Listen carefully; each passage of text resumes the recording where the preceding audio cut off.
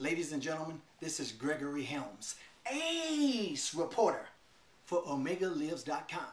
And I'm here in Smithfield, North Carolina, in the headquarters of Highway to Helms to have an exclusive interview with Shane the Hurricane Helms himself.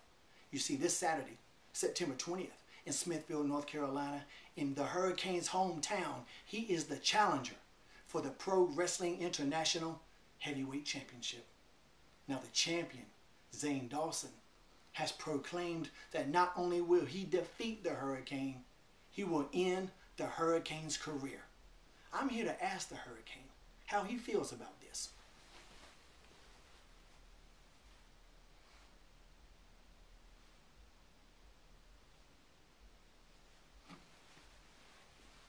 There you have it.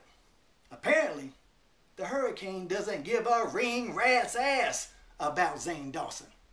This has been Gregory Helms reporting. What is up with that?